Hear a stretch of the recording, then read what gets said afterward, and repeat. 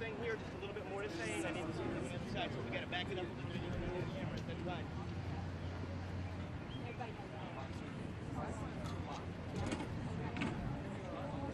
Hey, same thing on this side. I'm going to have to tighten up a little bit. If you got to break off and form another row up here in the back, that's fine. This is my room to play with.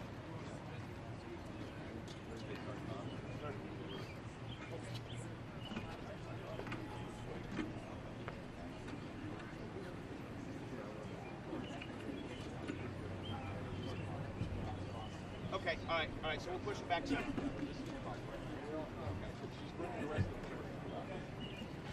so again, hey, Kinnaman.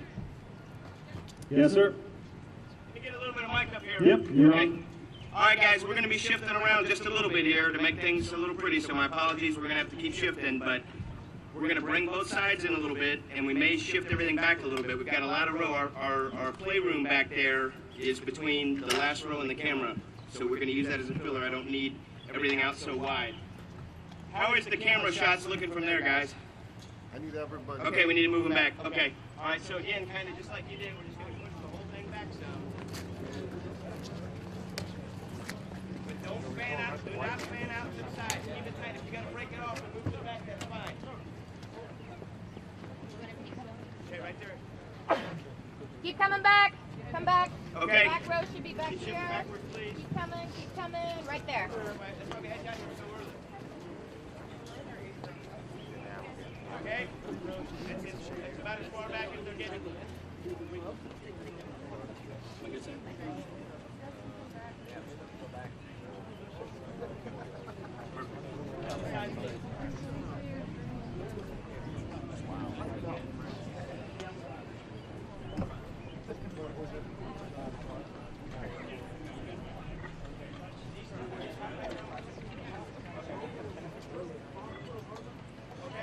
Couple of administrative notes, okay? All right, again, if you have a cell phone on you, at this time, turn it completely off. Not on silent, not on vibrate. Turn it completely off. The second piece is, during the entire ceremony, okay, during the entire ceremony, especially important as you're going to be coming up to the front, do not make any sudden movements. Do not put your hands in your pockets, and do not attempt to give the secretary anything. Very good? Okay.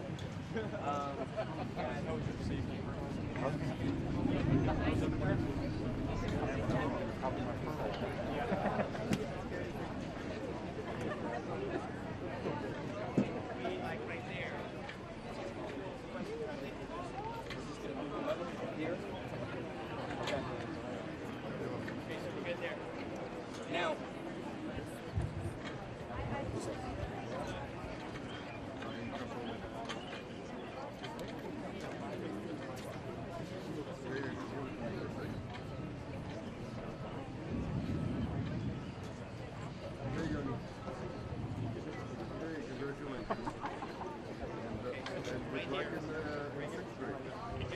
first two rows, just the first two rows, split from right here.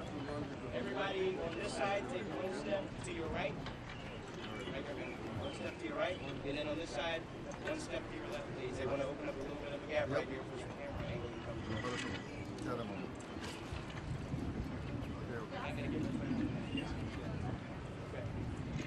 How's it looking there?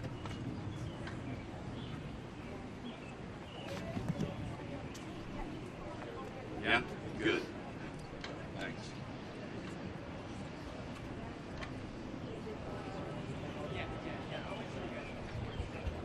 Okay, we asked for questions when we sent that email out. We had a tremendous amount of personnel respond with their question. Out of those questions, the 6 personnel have already been pre-identified to ask their questions. So when the question and answer time comes, those personnel already know who they are, and they're going to be 3 positioned on one side of the formation and 3 positioned on the other side of the formation, okay?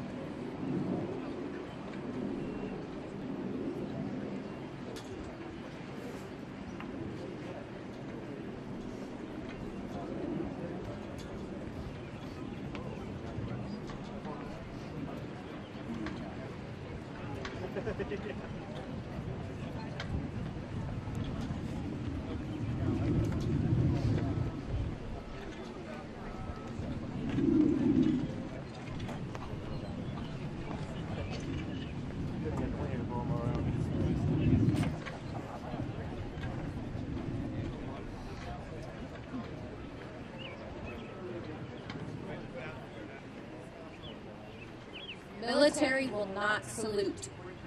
Or Track is when you come up. So when the secretary comes out, they're gonna come up. General Kaler will come up front, and this is supposed to happen about 11:30, which is in about 20 minutes from now. General Kaler will introduce the secretary. He'll come up. He'll have a few words, and then he'll ask for questions, which we have our questions personnel set up on each side. Immediately following the question and answer session, and we'll have a couple of personnel that have been pre-identified come up and move some of this stuff out of the way very quickly. And then his personnel, what they call the pusher and the puller, will start working you through.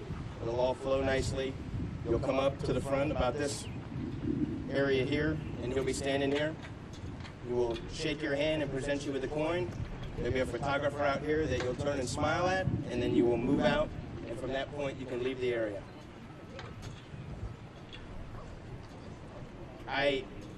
Now,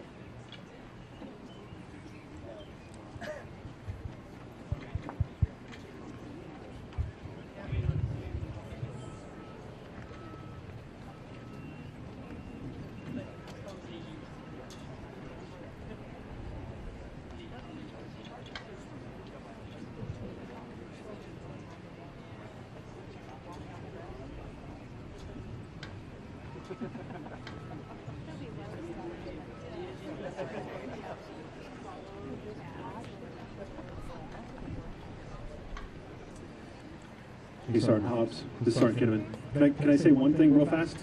The 6 people that are going to ask questions, I'm in the back here, sorry. The 6 people that are going to ask questions, you're going to walk up to the microphones. Get as close to that microphone as possible so he can hear you loud and clear, and speak with a loud command voice. Thank you.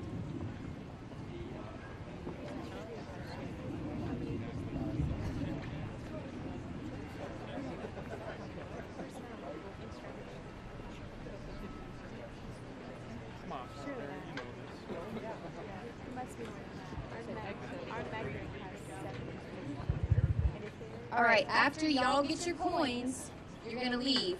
If you work in the STRATCOM headquarters, do not use the front entrance. Use the ones on the side to go back in the building. Cool?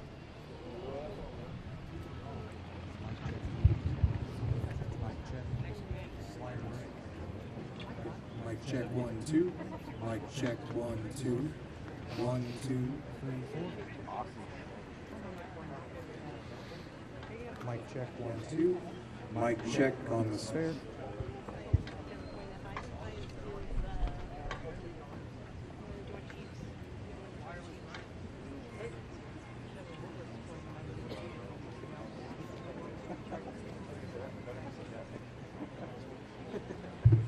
Mic check 1 2.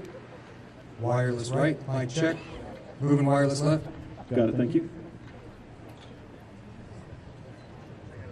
Mic check 1 2. Mic check 1 2.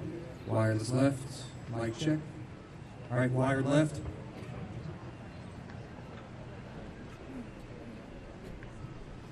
Mic check 1 2. Mic check. Wired left. Mic check. Got it, thank you.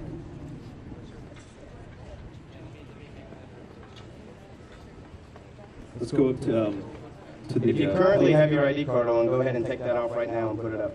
podium as well. Mic check on the podium. 1 2 3 4. Mic check. 1 2 3 4. Got it, thank you. Copy.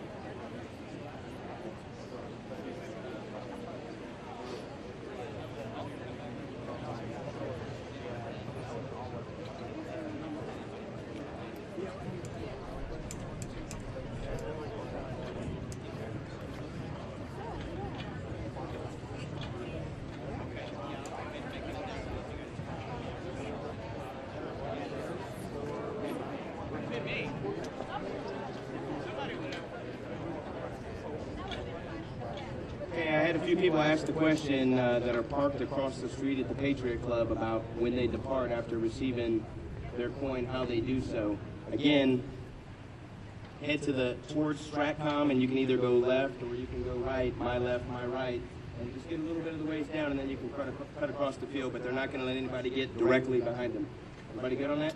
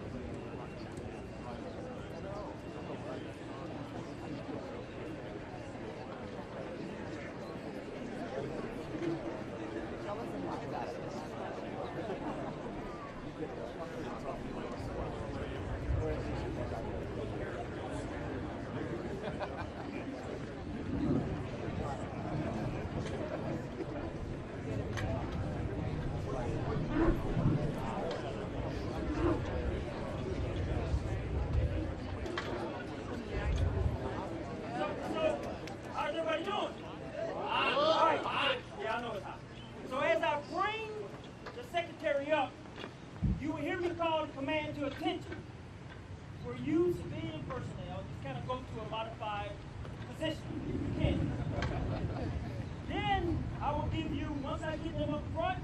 I will give you at ease for my civilian counterparts to go to a modified position. Then I will introduce the commander, who will in turn introduce the secretary. So you will hear, I will call you to attention, I will give you at ease, I will introduce the commander, he will introduce the secretary. For all the former military personnel that's in suit and ties now, this can take you back to your days when you was in uniform. That didn't go good. All right, so they're finished up in the CSR, so we should start this exactly on time. I'm trying.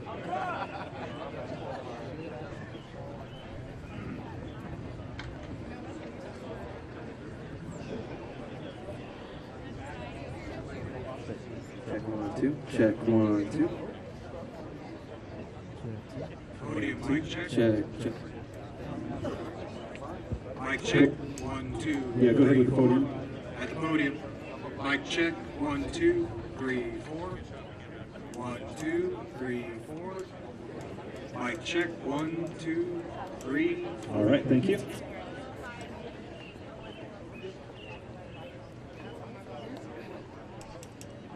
Wireless right, mic check. 1, 2, 3, 4. Cool. Wireless left. 1, 2, 3, 4. Great. And then hardwired left. 1, 2, check 2, check 1, 2. Okay, awesome. Thank you, gentlemen.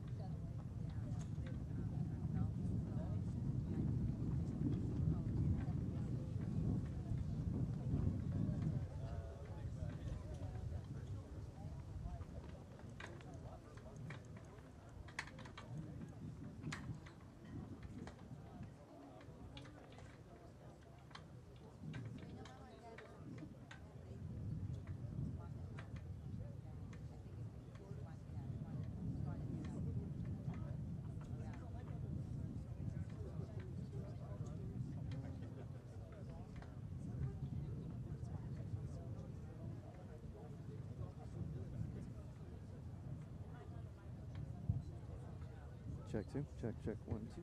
Check 2. Spare. Check 2. Check 2. Check. Check 1 2. Check 1.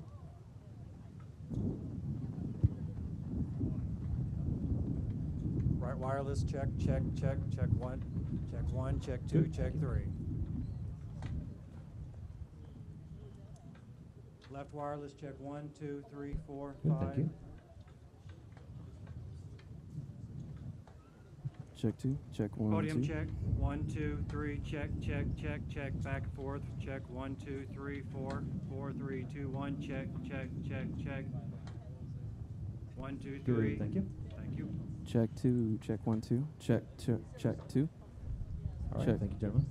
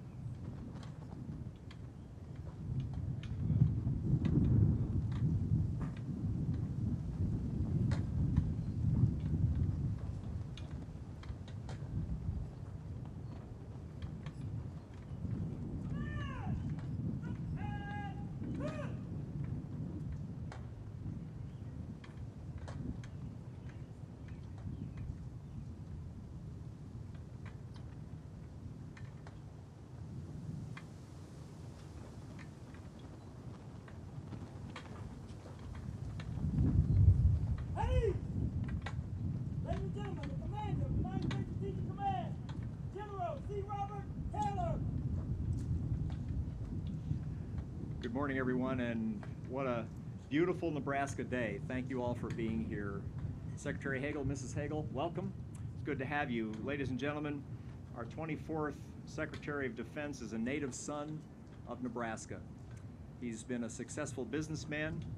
He's been a two-term United States Senator. He's had a national security career in the intervening years before he became Secretary of Defense, but I suspect that if we asked him, that he would be delighted if every one of us called him what he really is, and that is a grunt infantryman. He is the only Secretary of Defense to ever have served in combat as an enlisted member, and I think that in and of itself says something about our Secretary's extraordinary qualifications. We've had a great morning introducing him to the command again, reintroducing him to the command and what all of you do. I know that he is as proud of every one of you as I am. Ladies and gentlemen, Secretary of Defense Chuck Hagel.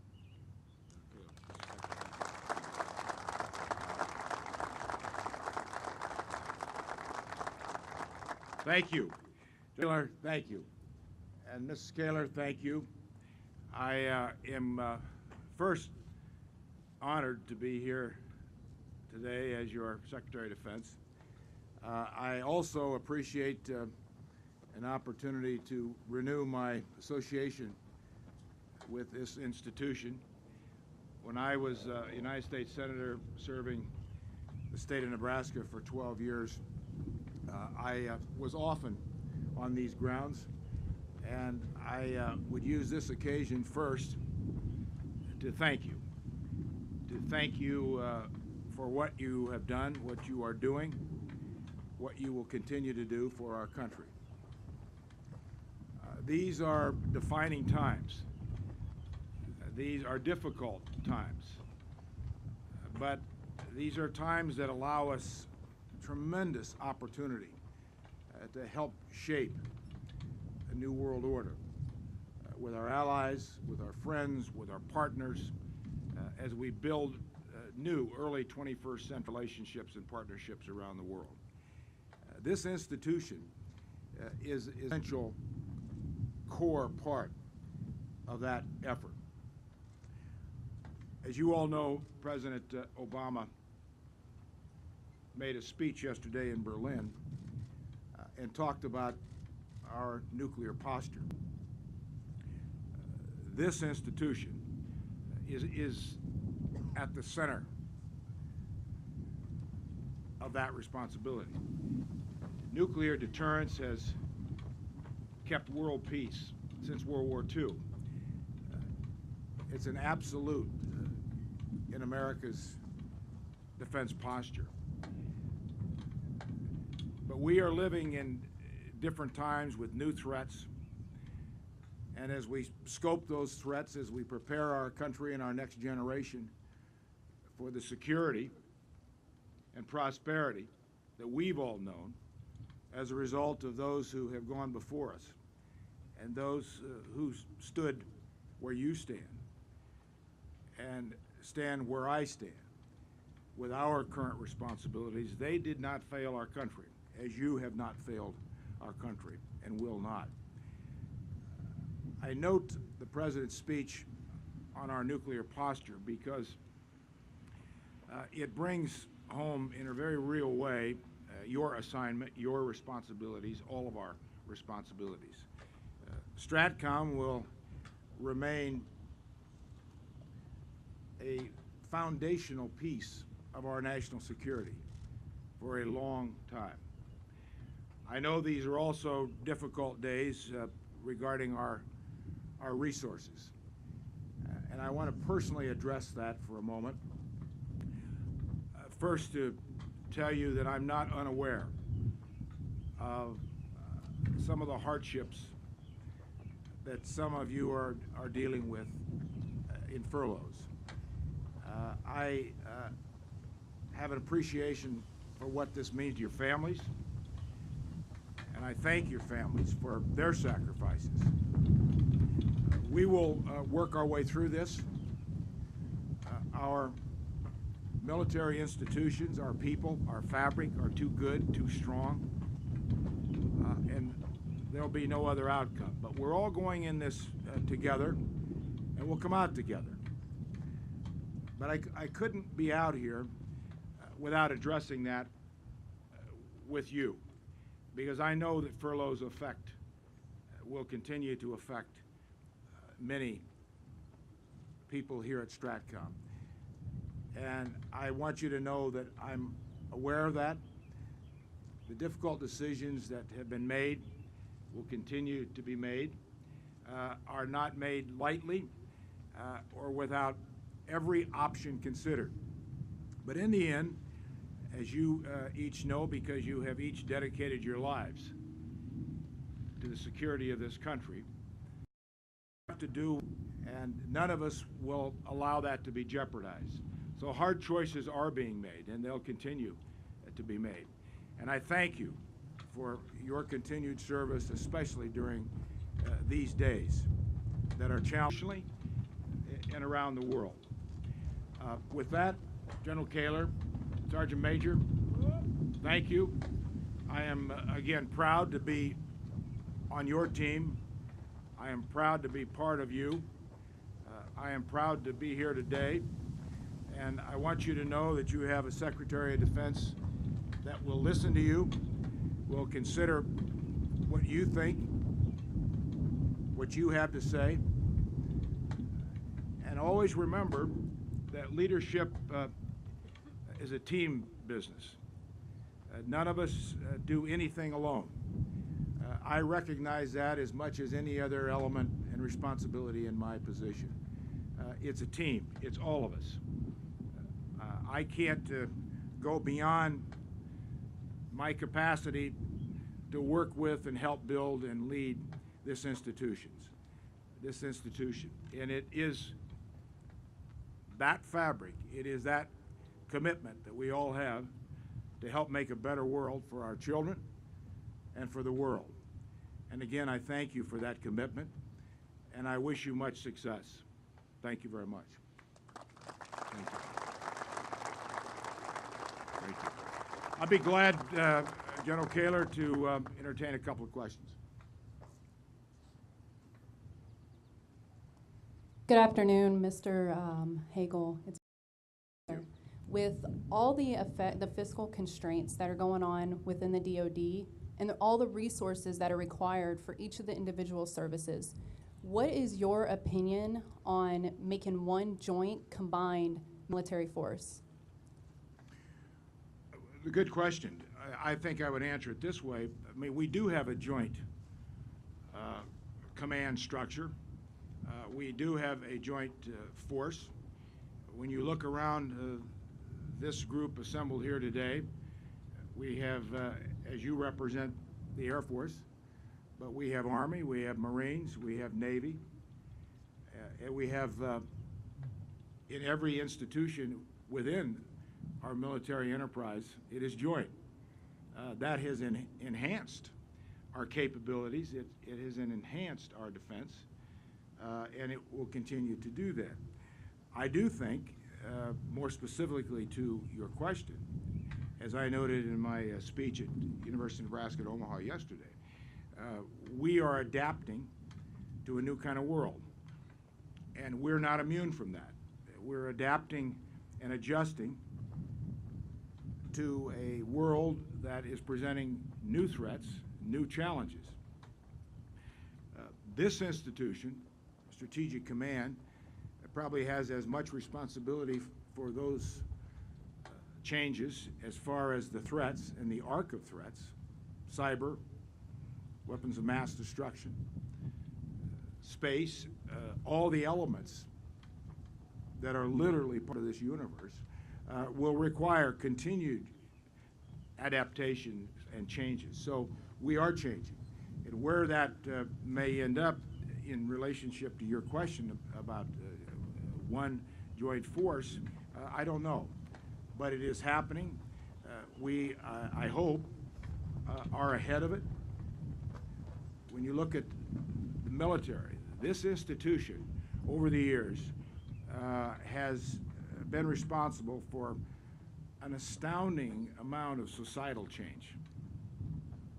And that's still happening. And I'm particularly proud of the decision that my predecessor, Secretary Panetta, made about opening up more opportunities for women in combat in those jobs that go with it, which affects promotion and affects every element of hard work, discipline, dedication. Another example of adaptations, another example of the things that Americans absolutely demand. And so when you look at all of the shifts and the changes in your question, this institution has been more adaptable and more ahead of societal changes than about any institution in our country. And I'm proud of that, and I know you are. Thank you.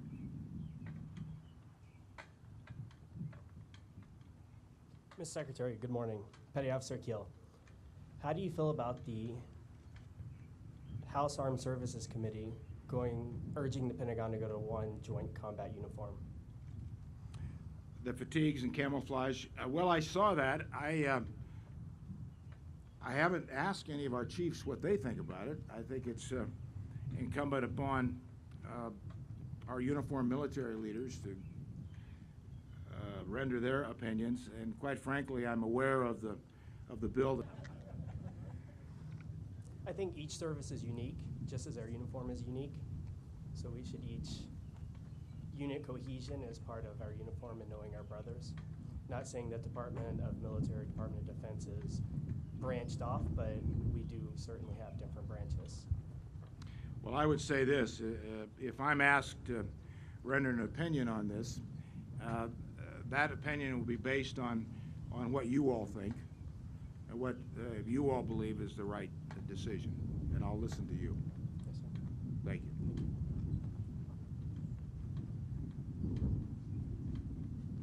Good afternoon, Mr. Secretary. My name is Tech Sergeant Melissa Turner.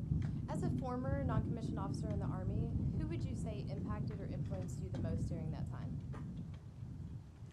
Well, you all know, and you are still living with this, you live with it all your life, we are each products of those who shaped us. Parents, teachers, mentors, people you work with, people you respect. And I think most of us take a little piece from each of those people. And we each do have role models, and we do each have particular people that when you start inventorying who shaped you the most, who influenced you the most, for me, certainly my mother. I visited yesterday with my former boss, former Congressman John Y. McCollister, who I had the privilege of working with for 5 years after I graduated from UNO in 1971. He shaped my attitudes toward public service probably as much as any one person. I worked with him for 5 years. I saw how to do this job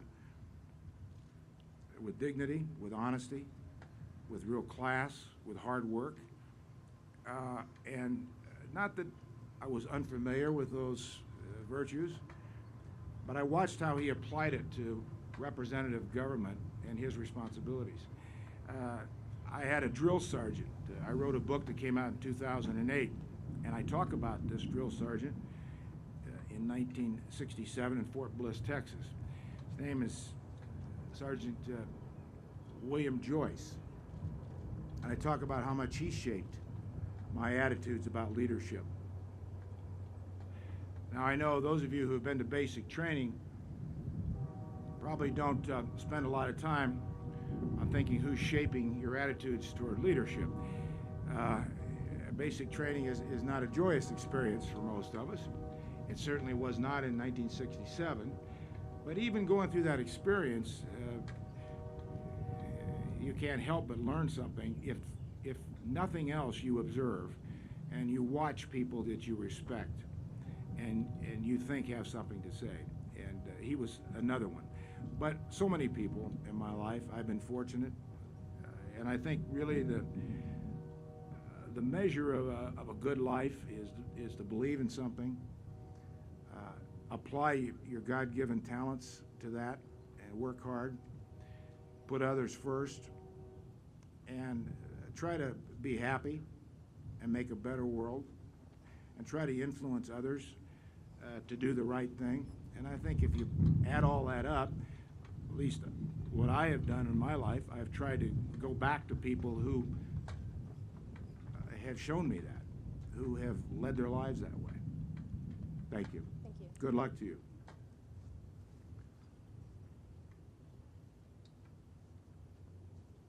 Good afternoon, Ms. Secretary, Petty Officer Allen.